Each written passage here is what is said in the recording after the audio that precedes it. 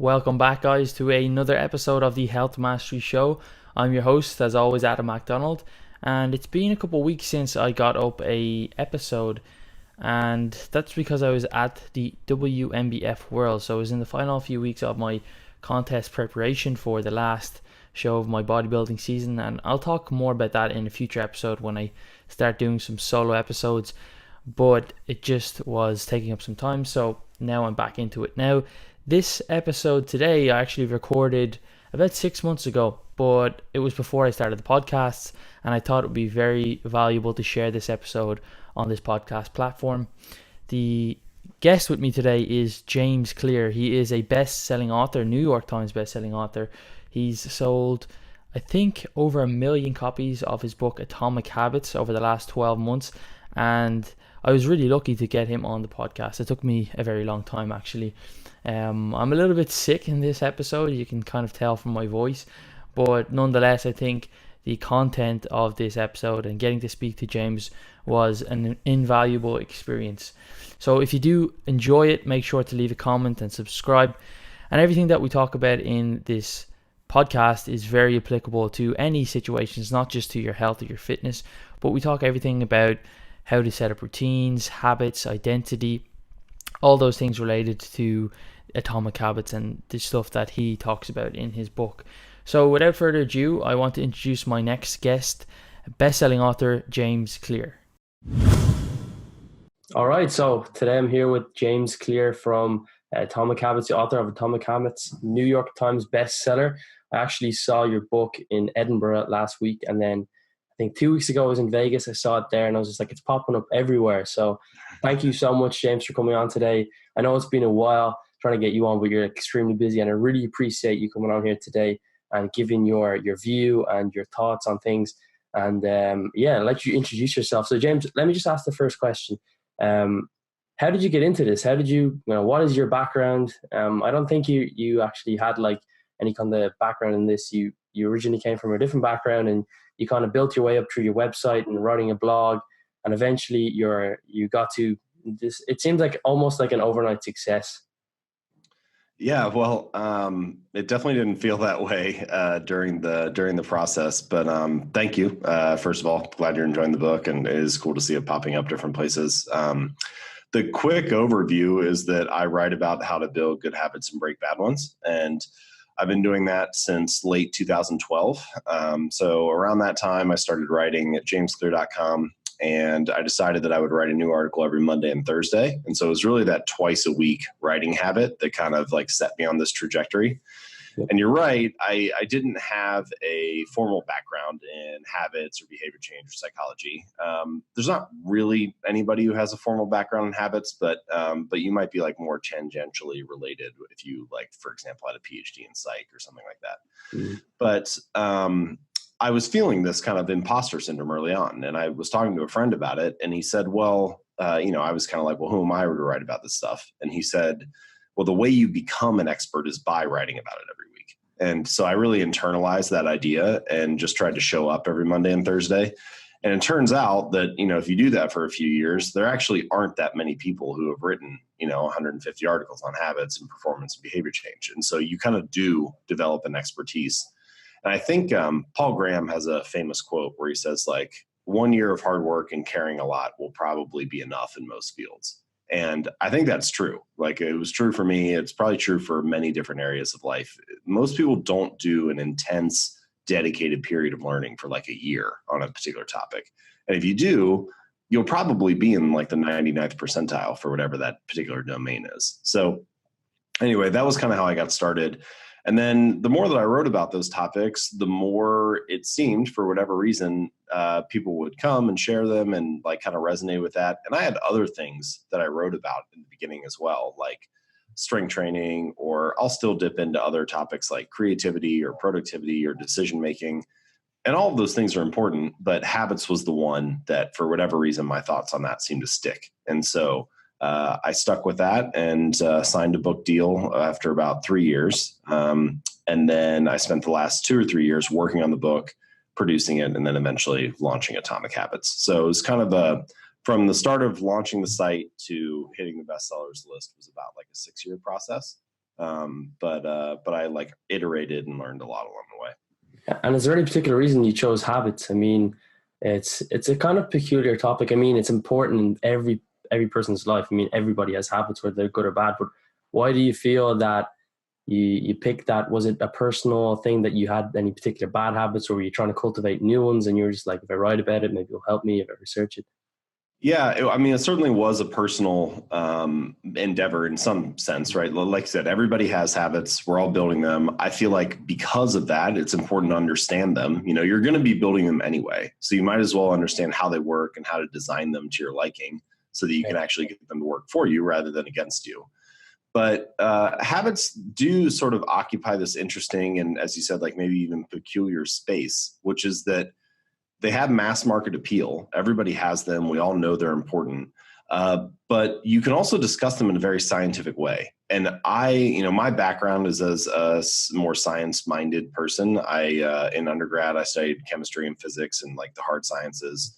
And that way of thinking, that style of approaching a problem resonates with me. And I want to share ideas that are both scientifically backed and stand up to like practical experience and actually work in the real world. And habits is one of the areas where you can talk about things in that way. You can talk about self-improvement in a very scientific way.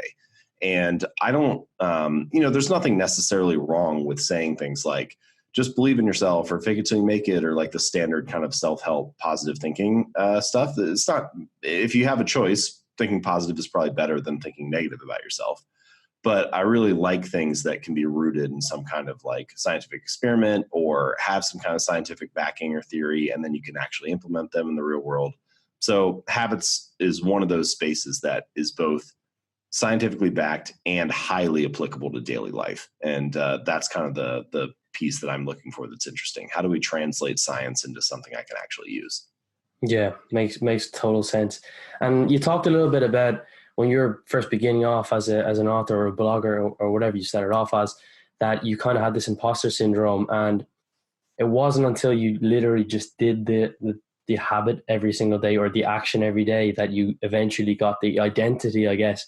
And that's something you talk a lot about in your book. And I've noticed it a lot with people. So in my profession, my coaching profession, I work with a lot of people who know exactly what they need to do, but they just can't seem to get it. And they want to change, and they ask me, well, how are you able to like stick to things and refuse certain, junk food or not skip the gym on a consistent basis? And it boils down to just your identity and who you view yourself as. And if you view yourself as somebody who is, lazy or whatever, you'll start to act in line with what that person does. So how do you actually make that identity shift? Because we kind of know, well, maybe we don't know, but the thing we need to do is shift that identity rather than just saying, well, I need to do this. I need to actually change my identity. So how does one go about actually shifting their identity? Or what would you say, like how would a person actually go and say, well, this is the person that I want to become now. How do I actually shift my identity so I start to act and align with that and stop self-sabotaging or actually do what I know I need to do? Yeah, I mean, this is an important question, I think at a deep level, true behavior change is really identity change. And what I mean is that once you start to look at yourself in a new way or adopt this new identity, you're not even really pursuing behavior change anymore. You're just acting in alignment with the type of person that you believe yourself to be. Like if you look at yourself and think, I am a meditator. Well, it doesn't take that much effort to meditate because that's just part of who you think you are. Same way with I am a writer. Well, what do writers do? They sit down and write. And so once you have that identity, the actions, I think, become easier because they're in alignment with that internal belief. So the question then is, well, how do you get there, right? Like, how do you develop an identity that you don't believe?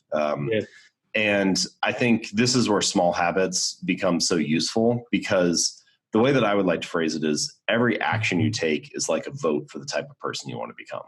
And in the beginning, you don't have many votes. You don't have that much evidence proving that you are that kind of person.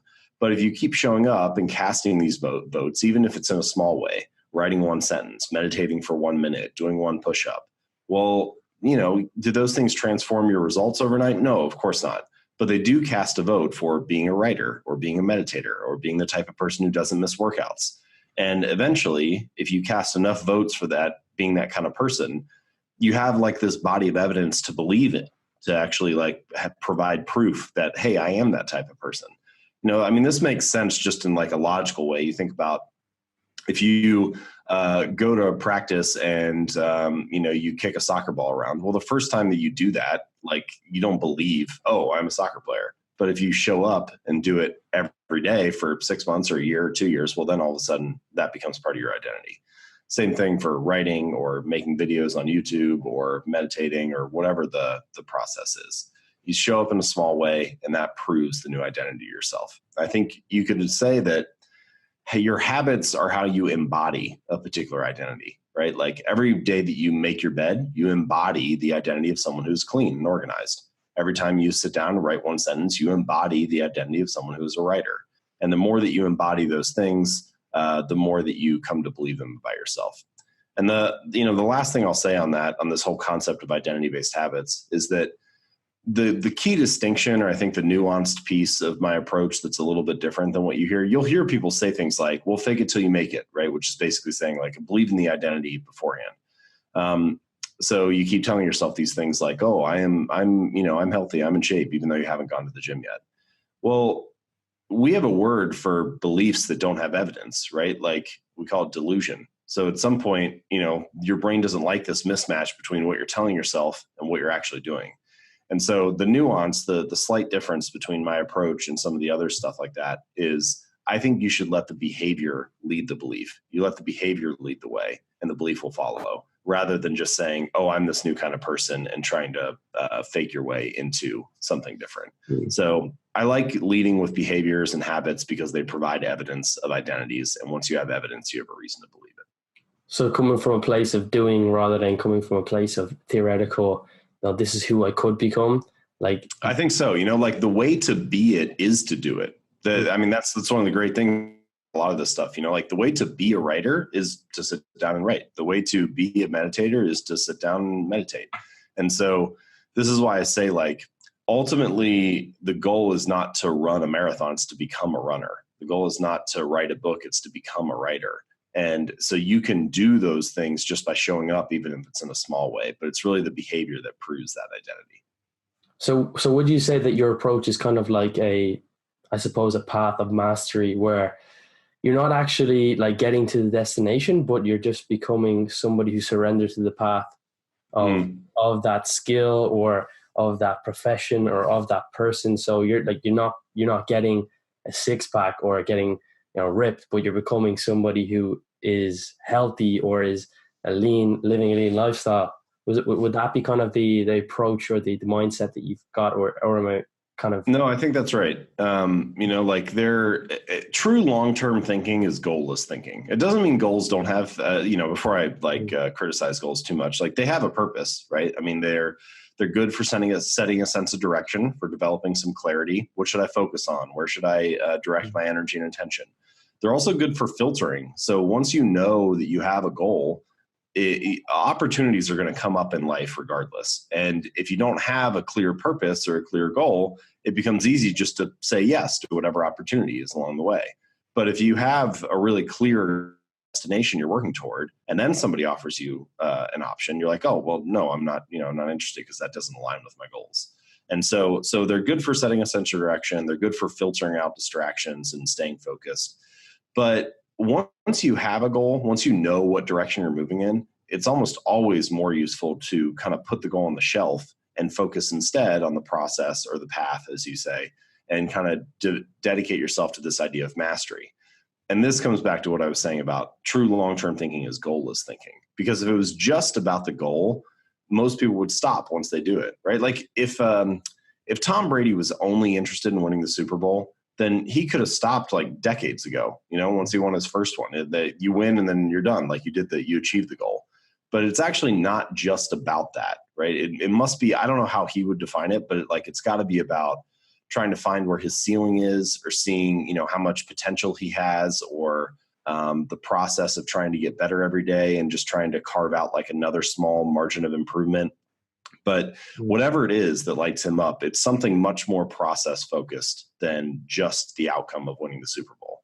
And of course, the ironic part is if you fall in love with the process like that, then the results often come naturally. And you see this all the time. The people who have the best results in a particular field, they often they don't like need to do the thing anymore, but the reason they don't need to do it is because they love the process. So for example, comedians will always say, I walk into the gym and I see all these fit people. I'm like, what are you doing here? You're done. And the reason that they're done is because they love going to the gym, right? Like the reason they look like they don't need to work out is it's because they love the process of working out. Yeah. Or you look at people who have like these big bank accounts. Well, like the reason they have the big bank account is because they love reading about investing or figuring out how to save money on taxes or learning how to build businesses and launch products. And like, they love the process of sales and marketing and product creation, all that stuff. And because they love that stuff so much, they have a lot of money in the bank. But if it was just about the money in the bank, then they would have stopped a long time ago. And so anyway, you see it in a variety of different areas, but it's the love of the process that naturally leads to the product and the outcome that we often so badly want. Yeah, coincidentally, I was actually watching a video yesterday by Jordan Peterson. I don't know if you know him, but he was talking about it's not actually about achieving the goal, and humans become extremely unhappy if we're not striving to achieve towards a goal or to get towards a goal. It's not necessarily actually getting towards the goal, but the process of trying to attain the goal. So we don't get happier when we get to the goal, but if we're not actually trying to aim for something, then we become extremely unhappy. And my theory, I had a weightlifter tell me that one time. He had just finished competing at the national championships, and he had done well. He had placed, on the podium, and he said the best part is the climb. Like the best part is it's not after you won the medal. Like then everybody's like, oh, are you going to be able to, maintain your spot at the top of the heap or whatever. But the best part is the climb. You go from being an unknown person to progressing up the ranks and then eventually placing in a national competition. Like it's that whole process of the, 2 years or 5 years or however long it takes to climb up that ladder. That striving and progress and achievement, that's what really lights everybody up. And so I think that is true that like humans are wired to search for achievement, to progress towards goals, to try to move forward and make progress. And so having something that allows you to do that in your life, I think is important for feeling fulfilled. Yeah, I think my theory on it is that, well, we wouldn't have evolution, or we wouldn't be always trying to develop new things in society if we didn't think that tomorrow will be a better day, metaphorically speaking, and we're trying to progress. We'd still be, using sticks to light fires. And that's the kind of process that keeps us going, that tomorrow is going to be a better day than like yesterday, regardless of what age you are or what point. Maybe your trajectory or your view on life will change as you get older, but it will still be better, or you should be aiming for better than tomorrow. And then you kind of, if you don't have that, that's when you kind of can slip into like depressive modes and kind of. Well, you need hope, right? Like you need something, you need at least some level of feeling like the hope that tomorrow will be better, or that you can improve, or that you can make progress, that you have some influence on the outcomes that are coming in the future. And that hope drives you. Like in a sense, every action is motivated by hope. We wouldn't necessarily define it that way, but like when you look across the room and you see a cookie on a plate and you're hopeful that it will taste good. And it's that hope, that anticipation that gets you to walk over and pick it up and take a bite. And so it's true in very small ways. You walk into a dark room and you flip on the light switch. And in a sense, there's like a little tinge of hope that when you do that action, the lights will turn on and you will be able to see. And so it's small things, but then also much bigger things that we talk about, like our purpose and goals and meaning in life and so on. So before you get to like looking at the habits, and if you were to do a complete like architecture of somebody's habits, do you think it's important that they actually set a goal first and then reverse engineer that through habits? Or do you just start with habits and then let the goal kind of manifest? Or do you think, okay, well, this is my goal, now let's kind of break this down into daily habits, weekly habits? Well, sometimes thinking about the goal or getting in like some of these thinking exercises paralyzes people. They kind of get overwhelmed. They start coming up with like, oh, now suddenly I have 10 goals that I want to achieve, or like, I'm not quite sure what my purpose is in life. And then they feel paralyzed by that or whatever. So I think the most important thing is just take some kind of action, make some kind of progress, excuse me. It doesn't have to be something big, right? It could be, doing 5 push-ups a day like that. It doesn't matter in the beginning. It should just be something to get momentum going forward. But I do think that it's helpful to ask yourself, most people might not know what their purpose is in life or what the key identity is they want to build, but they kind of have an idea of what type of results they want. Oh, I want to double my income, or I want a six pack, or I want something like that. They have an idea of the end outcome. And then I think the question to ask yourself is, and most people stop there. They say, all right, this is my goal. I want to get a six pack. So here's my plan for doing it. And then they just assume, if I do that, I'll be the kind of person I want to be at the end of it. But I think it's better to invert that process and start with the identity. So ask yourself, who is the type of person that could get a six pack? Well, maybe it's the type of person who cooks meals at home 5 nights a week, or maybe it's the type of person who goes to the gym 4 days a week. And you start to back into some of these behaviors that would back up the identity of that kind of person. And those are the habits that you focus on building. And I think that shift from outcomes to identity is an important one, because if you just make it about the outcome, if you just make it about getting six-pack abs, then you start doing all kinds of extreme things in the name of trying to get there. You do a radical juice cleanse or some kind of crazy diet, or you think, oh, I need to take on this really intense workout program. But if instead you flip it and you make it about the identity, you say, okay, the type of person that gets six-pack abs is the type of person who cooks meals at home 5 nights a week. Well, now you can feel successful whenever you're cooking a meal at home, and not just when you get six-pack abs 6 months from now or a year from now or whatever it is. Yep. And so it kind of gives you permission to enjoy the process a little bit more. And it also makes it a little bit less about that result. It becomes a little bit less about the six-pack abs and a little bit more about, am I showing up and cooking meals at home 5 nights a week? And so ultimately, your outcomes are usually a lagging measure of your habits. Like your bank account is a lagging measure of your financial habits. Your weight is a lagging measure of your eating habits. Your knowledge is a lagging measure of your learning habits. And so the real thing to focus on are the habits that lead the way, and not the outcomes that follow naturally. Yeah, I get you. So if we're kind of coming up to summer, I guess, so people probably do want to get in shape.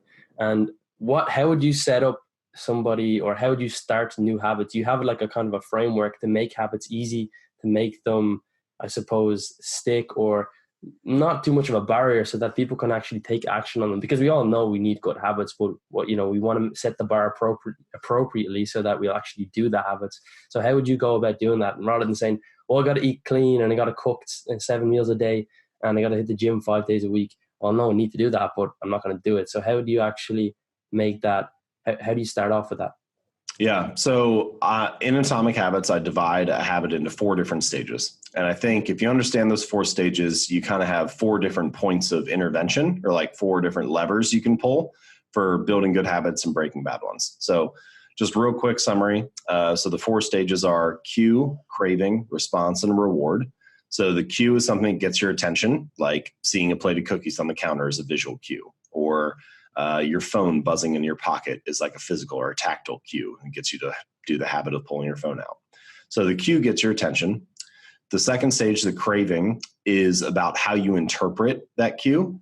And so the way that you interpret the cues and experiences in your life determines how you respond to them. So the second stage is where you feel motivation or don't feel motivation to take action. So for example, let's say 2 people walk into a room and they see a pack of cigarettes on a table. And the first person is a smoker, and so they interpret that visual cue favorably, and they think, oh, I have this craving to pick up a cigarette and smoke. The second person has never smoked, and so they interpret that same cue in a totally different way. They see it and they think, oh, it's just a pack of cigarettes, and they move on. And so it's really the interpretation of those cues that determines whether you feel motivated to act or not. So that's the second stage.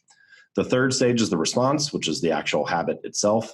And then finally, there's the 4th stage, which is the reward or the outcome. And so if a habit is rewarding, if it's enjoyable, satisfying, pleasurable, then you have a reason to repeat it in the future. All right, so those are the 4 stages: cue, craving, response, reward. For each of those stages, we can come up with what I call the 4 laws of behavior change. And so one of those laws applies to each stage. And this is where we kind of have a practical framework for building good habits and breaking bad ones. So for the cue, the first law of behavior change is to make it obvious. The more obvious, attractive, visible, easy to see the cues in your life are, the more likely you are to act on them. For the craving, the second law is to make it attractive. So the more attractive and appealing a habit is, the more likely you are to act on it. For the third law, the response, the third law of behavior change is to make it easy. So the easier, simpler, more convenient, frictionless your habits are, the more likely you are to act on them and perform them. And then finally, the fourth law of behavior change for the reward is to make it satisfying. So the more satisfying and enjoyable a habit is, the more likely you are to stick with it. All right, so that's the kind of the high level framework for building a good habit. Make it obvious, make it attractive, make it easy, make it satisfying. And I can give you examples of how to do all those things. If you want to break a bad habit, then you just invert the four laws. So rather than making the cues obvious, you make them invisible. Rather than making it attractive, make it unattractive, make it difficult, make it unsatisfying.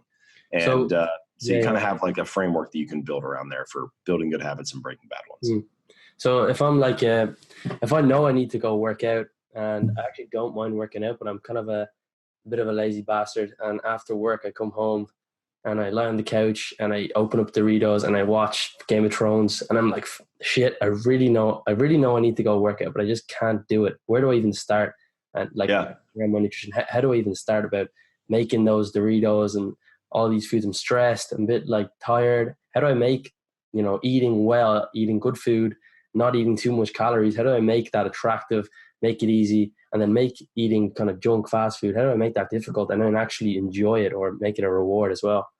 Sure. Yeah. So good question. So let's just go through a few different examples of kind of how to apply these things. So I'm going to start with the third law, and then I'm going to work my way back through the others. So the third law of behavior change is make it easy, right? So I think that's your first step. How can I make exercise, making the right choice, the healthy choice, as easy as possible?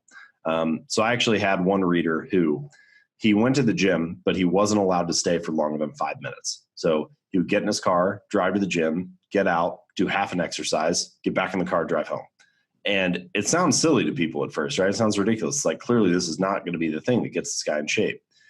But what you realize is that he was becoming the type of person who went to the gym 4 days a week, right? He was mastering the art of showing up, even if it was just in a really small way.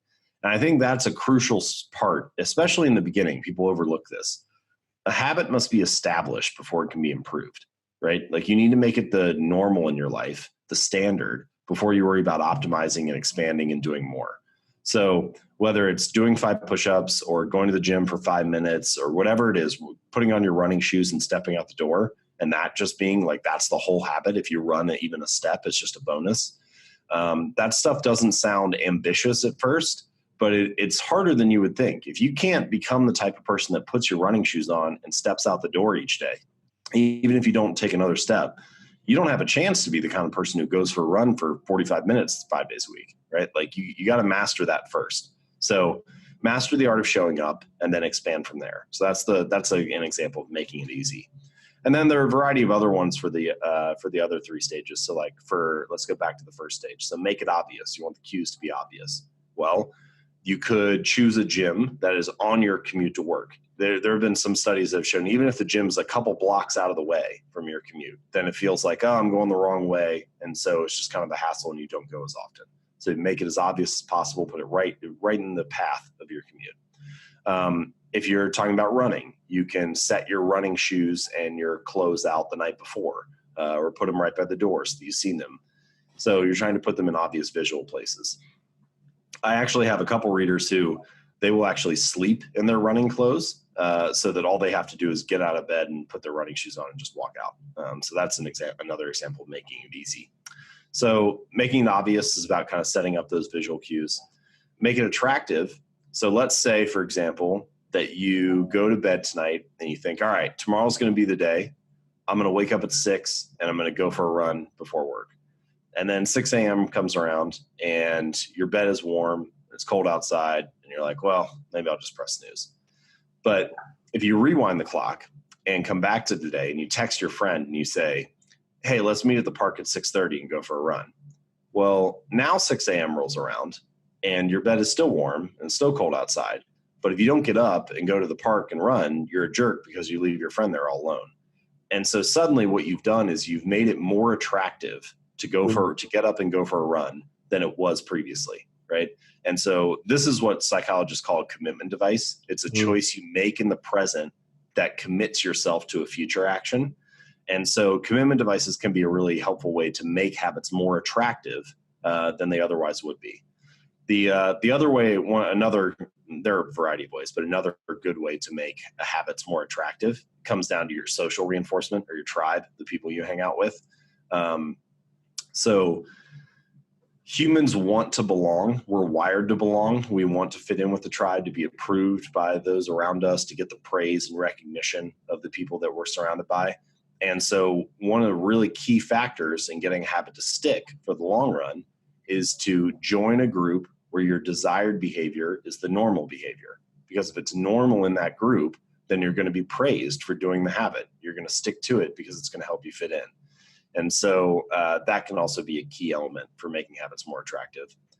We've already talked about the third law, making it easy. So then the final one is to make it satisfying. And the key element with adding a bit of reward to your habits is the speed. So you want the reward to be immediate. You want there to be some kind of instant gratification for doing the thing that pays off in the long run. And this is one of the challenges for breaking bad habits and building good ones, which is that there's kind of this like misalignment of rewards. So with a bad habit, the rewards are often in the present. There's kind of like an immediate outcome and an ultimate outcome, right? So like the immediate outcome of eating a donut is great. It's sweet, it's sugary, it's tasty, it tastes good in the moment. It's only the ultimate outcome, if you repeat that habit for 6 months or a year or 2 years, that's unfavorable. With good habits, though, it's often the reverse. Like, what is the immediate outcome of going to the gym for 3 weeks? It's not really that favorable. Like, if anything, your body's probably sore. You've been putting effort in and time in, but your body hasn't changed yet. Like, you don't really have a whole lot to show for it. It's only the ultimate outcome, 6 months or a year or 2 years from now, that your body has changed. You've gotten the results you wanted, and that's actually favorable. So a lot of the challenge is figuring out ways to feel you kind of want to get through that like valley of death in the beginning. How can I feel satisfied in the moment while I'm waiting for for these delayed rewards to accumulate? So one quick example of how to do this. Let's say that you start going for a run, and you go for a run, let's say, 3 days a week or something. And each time you come back, you have this big jar of marbles. And in the jar, you have 90 blue marbles and 10 red ones. And when you pull out, each time you come back, you pull a marble out of the jar. And if you pull out one of the 90, nothing happens. Just like pat on the back, good job, you did what you were supposed to do. But if you pull out one of the 10, then you get some kind of reward. Maybe you get to watch Netflix for an hour and not feel guilty about it. Maybe you get to take a bubble bath. Maybe you get to buy a new jacket that you've been wanting. Whatever it is, something that motivates you. And so that adds an element of surprise and delight and kind of instant gratification to the process of going for a run and waiting for that kind of long-term outcome of getting in shape.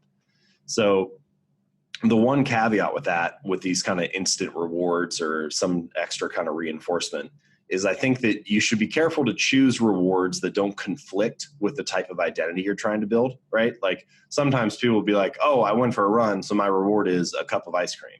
And so you're kind of like casting one vote for being a healthy person and one vote for not. So it's sort of a wash. So instead, if you said, well, my reward is a bubble bath, well, now kind of both of those things, a bubble bath and going for a run, they're like casting a vote for being a healthy person or taking care of my body. And so you're kind of aligned. Now, I don't think it has to perfectly align, right? It could be like buying yourself the new jacket, which doesn't have really anything to do with being healthy, but it's just a reward that doesn't conflict with that desired identity. So anyway, that's just kind of a quick rundown of those 4 laws of behavior change and how to apply them to something like exercise. So with exercise often, or like healthy habits, we don't necessarily, it's hard to often like enjoy it at the beginning. So like you said, it's more favorable to do it. It's probably just like, I would say you're using leverage, or it's less painful to go and do a run with your friend, rather than it's more favorable. It's just you're actually less pain. So using things like leverage, and that's why I actually notice when people get a lot of free information and they don't actually apply it, it's because they don't have that leverage. So if you pay a lot of money for something and it's the same information or the same kind of coaching or the same advice, you'll actually be more likely or inclined to do it because of that leverage or that pain of actually the money that you're going to lose if you don't take action on it. Yeah, what you find is that these, and this is true for all kinds of things with habits, but habits are a double-edged sword. So they can either build you up or cut you down. And all of the principles that we're talking about, they can like either work for you or against you. And so in many cases, it's kind of two sides of the same coin. You know, like you have that example I gave of texting your friend and going for a run at the park. It both makes it more attractive to get out of bed and go for a run, but it also makes it less attractive to press snooze and sleep in. And so it just kind of depends on the lens through which you look at it, right? Like on the one side, it's increasing the cost or increasing the pain. On the other side, it's increasing the pleasure or making it easier. And so you're kind of simultaneously doing both. It just depends on what angle you take. Yeah. And I really like the idea of the reward. So I have this big dry wipe chart on my board, on my wall, sorry. And it's just the calendar, and I'm dieting for a competition. So often it's not that good because I'm hungry, I'm tired, and I got to get to quite low levels of body fat. So I'm writing my weight up every day as I weigh myself, but I could use an app. You know, I have two phones that both have, you know, multiple apps that you could put your weight in. And people ask me like, why do you do it on the dry whiteboard? Why don't you just use an app? And I realized that I actually get this instant dopamine hit when I see my weight going down every day on this big chart, rather than logging in an app. So it's kind of like, that's like a mini win every morning for me when I see like, oh, my weight is dropped by 0.5 pound, rather than putting in an app and saying, well, my weight is going down. Because in reality, what I'm trying to do is not track my weight on the wall, but just have this visual kind of success story where I get this little win every single day, and it's working perfectly. And every time I fill it up, I just wipe it out and start again. So that's a great example. I like that phrase, visual success story, because what you're really trying to do is you're not trying to track your weight. You're trying to track your progress. You're trying to visualize and be able to see the fact that you're moving forward.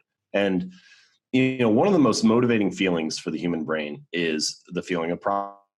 If you feel like you're making progress and you're moving forward, you have every reason in the world to continue with what you're doing because it's working. I'm getting there, right? And that feels good. It feels good for any human to make progress.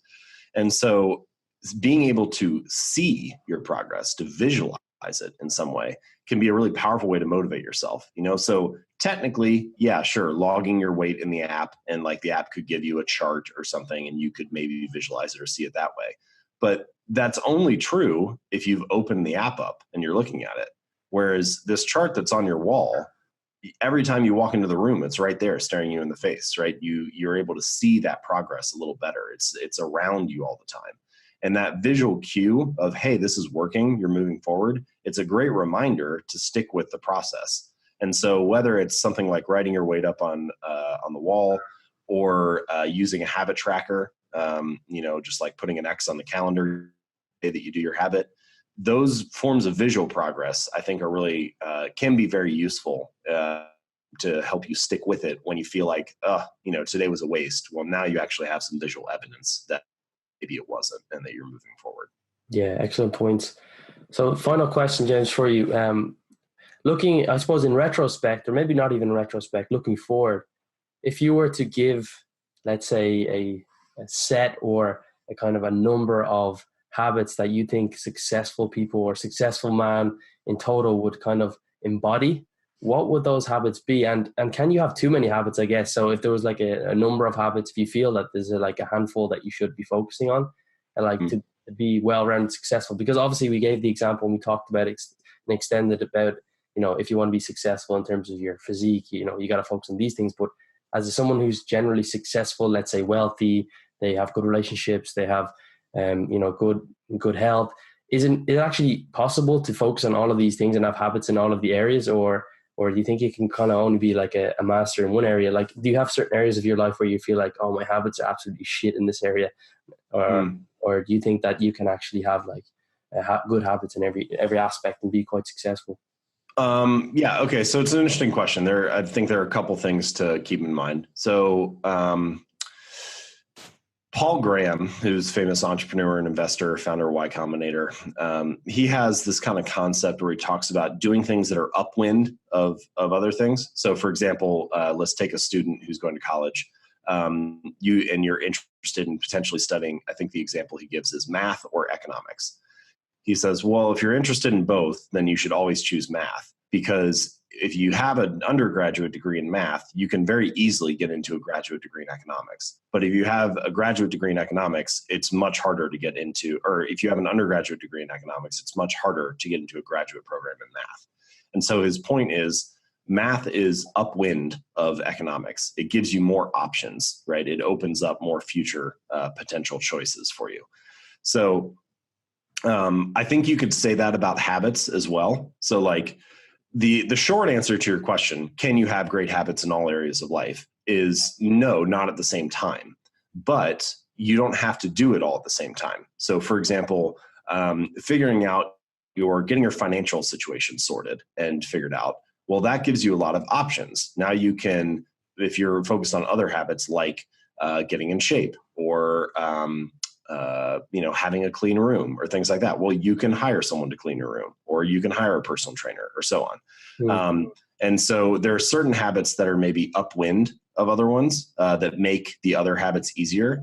And I don't know what that is for each individual person, but it's worth asking yourself that question. Like, of the habits I'm considering building, would it make more sense to build one first, because that makes the other ones easier in the future? So there's a little bit of a sequencing thing there. I do think that there are some habits that tend to be recurring themes across successful people. Like there's an infinite number of ways to be successful. So there's no one playbook, but there are a couple things that like really help. So for example, I'm going to say reading, but what it really is like being curious. It doesn't just have to be reading books. It could be listening to a ton of podcasts and taking notes or watching YouTube videos or whatever. It could even be like Twitter, if you're very curated and following people that are actually like improving your knowledge rather than just following celebrities or something like that. But my point is, the habit of reading is sort of like a meta habit, because if you have that, you can solve almost any other habit. Like you want to learn how to start a YouTube channel? Great. You can read a book on that. You want to learn how to six-pack abs? You can read a book on that. You want to learn how to master your finances and investing? There are tons of books on that. So like if you master the habit of reading, whatever the next problem is in your life, you can find a book that can help you solve that. And so it's sort of like reading is a meta habit that solves the others. So I guess we could say reading is upwind of almost any other habit that you want to perform. So there's some things like that. And then the last thing I'll say is that there's sort of what I call habits of energy and habits of focus. And mastering both of those is really important for moving forward in a particular area. So habits of energy mostly come down to your physical health, sleeping 8 hours a day, eating a relatively healthy diet, finding some form of exercise. Doesn't have to be strength training. Like, that's what I'm interested in, but not everybody has to work out like a bodybuilder. You could go hiking or rock climbing or kayaking or just walk outside for 20 minutes a day, whatever you want, but some kind of exercise. And those things, sleep, nutrition, working out, they're kind of habits of energy. They make sure that you have the energy to take advantage of the time that you have each day. A lot of people talk about things like, oh, I don't have enough time to do this. But the truth is, most of us have, like, we could find an hour if you wanted to find it. The problem is you find the hour, but you're exhausted or you're stressed or you're tired. So you don't have the energy to take advantage of the hour. So habits of energy kind of help with that. And then the other one is habits of focus. Like I said, there are an infinite number of ways to be successful. But at the end of the day, you look around and pretty much anybody who is successful in a particular domain, they're focused on that one domain. They don't get distracted by trying to do too many things. Instead, they try to become great at one thing. And so one habit of focus that I've been employing over the last year is I leave my phone in another room until lunch each day. And it's a small thing, but it gives me 3 to 4 hours where I can focus without distractions and work on my agenda rather than somebody else's. Another example of a habit of focus is to use like a website blocker so that you can block social media or sports websites or whatever you're browsing during the day that pulls you off course. So things like that help keep you on task and make sure that you have the attention you need to take advantage of the time, assuming that you have the energy to do so. And so focus and energy, I think, are two big things to consider as well. So there's no reason why you couldn't, I guess, focus on, excuse the kind of repetition of the word focus, but you couldn't, I suppose, hone in on a focus habit and an energy habit at the same time. Like you're trying to, let's say, lose weight, but also you're trying to reduce the time you spend on social media. You could simultaneously, or do you think that there's too much mental energy or pull by trying to do those both at once? Do you have to kind of get the identity or of one where you actually, okay, I never use my phone anymore, and now I'm going to start working on my health? If the habits are small enough, then you can do multiple at one time. I tend to say focus on one thing rather than doing multiple. You also can find that habits are tied to context. That's how you learn what to do. It's like, oh, I'm in my living room at 7 p.m. This is when I watch Netflix for an hour. And you don't think that consciously, but that's kind of your brain has tied that context to the habit of watching Netflix. So, one thing that you can do is if you change context, then that can be a good time to try to build a new habit. So for example, maybe you have one habit you're working on at home and you have one habit you're working on at the office. And so the two contexts are different enough that you can hey, oh, I try to do this thing here and this thing there. But something else to consider is that I think it's useful. It depends on how ambitious you're being. It depends on how big of a thing you're working on. If you're working on things that are small, like flossing or doing 5 push-ups or meditating for 1 minute, that's small enough that you could probably try to do all 3 of those. But if you're working on trying to do something really big, like for example, if you're currently cutting weight for a bodybuilding competition or something, that's kind of a big goal, and it sort of structures the rest of your life. It structures the rest of your day is kind of built around that. And I don't think it makes sense to try to do 3 or 4 of those things at once, to try to prep for a bodybuilding competition and start a business and write a book. All those things are kind of big things. And each one of them, if you were going to do them really, really well, you would actually organize the rest of your life around that one thing. And what you find is that people say they're just focused on one thing, but there's often a collection of habits associated with that. So if you want to get ready for a bodybuilding competition, you might view that as one goal. But really, if it's your first time doing it, you have to learn a lot of new habits associated with that. You need to figure out, you need new meal planning habits, new grocery shopping habits, new habits for prepping and cooking food, new habits for cleaning up after your meals. There's a lot that goes into it. And so the bigger the goal, the more likely it is that there'll be a lot of sub habits. And so for that stuff, I think it's really helpful just to focus on one, organize your life around it, and then you can start knocking off some of those sub habits that contribute to the larger objective. Perfect. Thanks so much for that answer. You mentioned that in the book, you mentioned that you can't really ever give up a habit. It just becomes part of you, and the day you give it up is kind of the day that you no longer embody that identity. So we kind of hear of people saying, well, it takes 21 days for a habit, or it takes 66 days, or it's an average. Is there a specific time, or is it a time frame? I know I think there was one study done on, and then is there a kind of a time frame where you actually can say, well, now I have the identity as this person, or is it not something that you just kind of wake up and feel? It's just kind of over time. Well, it's a common question. Like you said, you hear all kinds of things, 21 days, 30 days to build habit. There was a study done that showed that on average it was about 66 days to building a habit. But even within that study, it was the range was quite wide. If you took something easy, like drinking a glass of water at lunch every day, it was just a few weeks. And then more difficult habits like going for a run after work every night was 7 or 8 months. So the range is really wide. I don't know that 66 days really tells you anything super meaningful. Although it can be helpful to think, okay, this is going to be a few months, rather than, thinking oh, if I just do it for 21 days, then I'll be done. But I think there's a deeper kind of assumption when people usually ask that question, which is, well, how long until it's easy, right? How long until I don't have to work on it anymore? How long until it's just kind of on autopilot? And I think the honest answer to how long does it take to build a habit is forever, because if you stop doing it, it's no longer a habit, right? And I think that understanding that, or maybe embracing that philosophy, it helps you see habits as a lifestyle to be lived and not a finish line to be crossed. And if you look at it that way, then you're asking yourself, all right, what is a sustainable change? What is a non-threatening change? What is something I can do that I can actually make my new normal, that can become part of my daily life, not just the sprint that I'll go on for 30 days and then it'll all be done. Because, whether you're talking about health or meditation or something related to your career or business, like, it's not like, oh, I just worked hard on this for 30 days and now I'm a healthy person. I don't have to think about it anymore, right? It's like, no, you build a healthy lifestyle, and that's how you maintain your identity as a healthy person. So I think it's much more about creating a lifestyle that you can live day in and day out, and much less about making some life-changing result after 21 days or 30 days or 66 days or whatever it is. Yeah, thanks a lot, man. So James, we're going to wrap it up here. Thanks so much for your time. Where can we find more about yourself, and what are you doing over the next couple of months? What's on the cards for you? It looks like you're in a hotel room maybe or somewhere. Yes. Yeah. I'm traveling right now. I'm speaking at LinkedIn later today. Yeah, so thanks for the opportunity. You can find my work at jamesclear.com. And if you click on articles, you can find different articles that organized by topic, and just kind of poke around on whatever's interesting to you.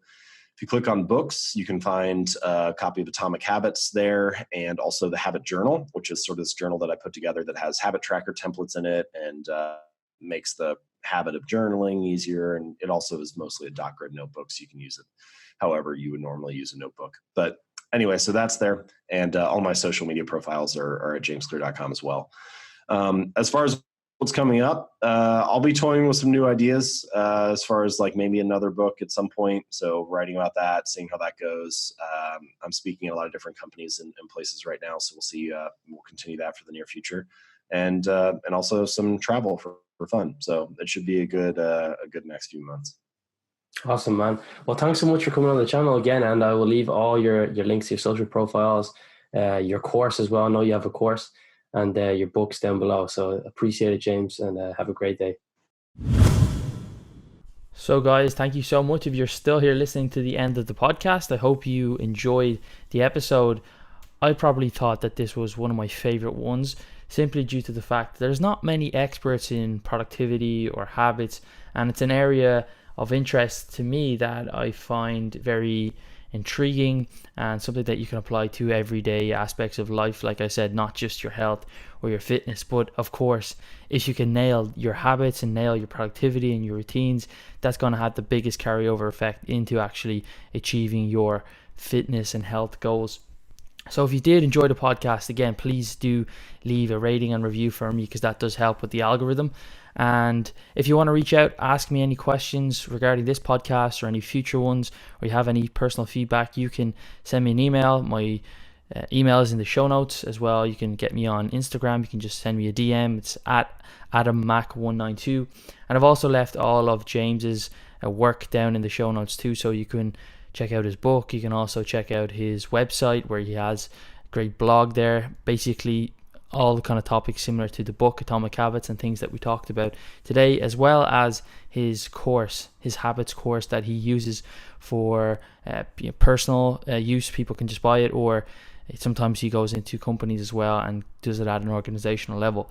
What was pretty cool for me in this episode was that after the show, we spoke about what James was going to be doing later on that day, and he was going to be giving a talk at the headquarters in LinkedIn, which I believe is in California. So I can only imagine that he would be charging tens of thousands of dollars for that, and he came on and spoke with me for free. So it's pretty cool if you just ask people, reach out to them and say, hey, are you interested in talking?